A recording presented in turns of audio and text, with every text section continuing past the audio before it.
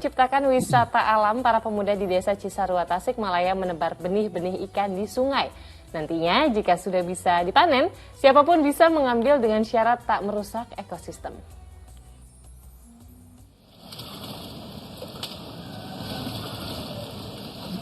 Benih-benih ikan nila ini sengaja ditebar di Sungai Ciseel yang ada di Desa Cisarua, Tasikmalaya, Jawa Barat. Dengan harapan agar kedepannya bisa menciptakan wisata alam yang indah dan segar. Ya, berawal dari kondisi sungai yang belum dimanfaatkan, para pemuda desa ingin menggunakannya dengan membudidaya ikan. Dan nantinya ikan bisa dipancing oleh siapapun yang berkunjung, sekaligus sebagai wisata alam yang baru. Asalkan jika sudah bisa dipanen ya. Untuk menjaga kelestarian alam itu yang pertama, kedua menjaga ekosistem di Sungai Ciseel ini, ketiga Karang Taruna peduli terhadap lingkungan. Ada sekitar 200 kg benih ikan nila yang ditebar di sini. Kira-kira akhir tahun nanti sudah bisa dipanen kok. Eko Setiabudi melaporkan dari Tasikmalaya, Jawa Barat. Allah senantiasa memerintahkan manusia agar selalu seimbang dalam berhubungan di kehidupan hablum minallah.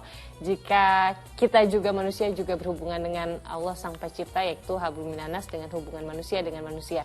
Dan terakhir hablum minalam, yakini hubungan manusia dengan alam. Lantas Ustaz, bagaimana melihat berita tadi dan apa sih yang harus kita lakukan sebagai manusia agar selalu memiliki kesadaran untuk senantiasa menjaga alam dan seisinya sesuai dengan perintah Allah? Ya, selain ayat yang dibacakan Mbak Sheila tadi ya, ada ayat di dalam Al-Quran, surat Ar-Rahman, itu Allah Subhanahu Wa Taala berfirman, "Was-samaa'a rafa'aha wa wada'al mizan." Allah Subhanahu Wa Taala sudah mengangkat langit ya di atas kita dan kemudian mengangkat juga timbangan. Nah, ayat berikutnya menyebutkan, "Allah tatghaw fil mizan." Janganlah kalian melampaui batas untuk dalam menjaga keseimbangan itu. Ini artinya apa?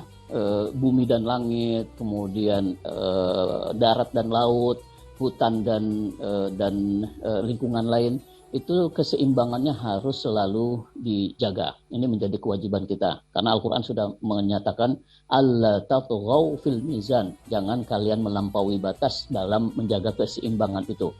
Nah, karena itu kan tindakan-tindakan seperti menebang hutan secara tidak beraturan gitu semaunya demi kepentingan sekelompok orang, itu juga termasuk perbuatan yang merusak keseimbangan alam. Nah, yang tadi dilakukan oleh saudara-saudara kita menebar benih ikan di sungai yang nantinya akan dimanfaatkan oleh masyarakat umum, itu tentu termasuk salah satu dari upaya menjaga keseimbangan alam itu yang tentu saja berpahala. Nah, apalagi kalau kita lihat tujuan dari syariat Islam, maqasid syariah, itu salah satunya adalah menjaga harta benda. Nah, orang kadang-kadang ketika berbicara harta benda, yang ada dalam pikirannya adalah uang atau rumah, aset, milik pribadinya. Nah, ini menarik ketika kita membaca buku Yusuf Qaradawi umpamanya.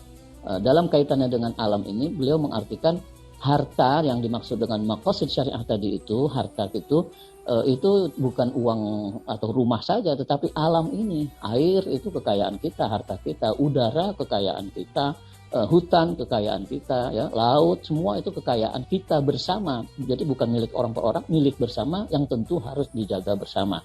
Dan itu kewajiban.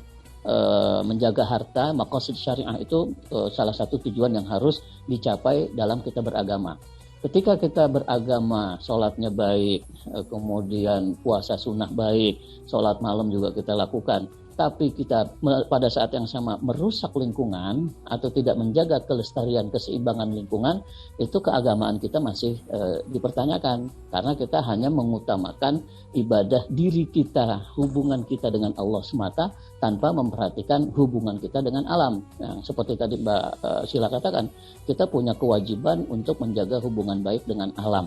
Karena sama-sama makhluk. Alam ini bisa manusia, bisa hewan, bisa juga tumbuh-tumbuhan. Hutan belantara itu juga harus kita rawat sebaik mungkin untuk kepentingan manusia. Nah, ketika kita bicara kepentingan manusia ini pun, kita berpikirnya harusnya lebih luas lagi. Bukan manusia yang sekarang saja yang kita sedang hidup, tapi anak cucu kita yang juga akan hidup pada generasi-generasi mendatang harus punya kesempatan yang sama menikmati keseimbangan alam. Jangan sampai nanti sumber listrik habis kita gunakan, sumber mineral habis kita foya-foya saat ini, anak cucu kita tidak lagi mendapat bagian. Tentu itu kita akan berdosa kalau kita melakukan hal yang semacam itu. Baik. Gitu Mbak Sheila. Baik, tentunya kita harus memiliki pemahaman bahwa alam ini jangan kita gunakan semena-mena gitu Ustadz ya, tapi kita harus juga merawatnya dengan cinta untuk kebaikan kita juga. Baik, kita ke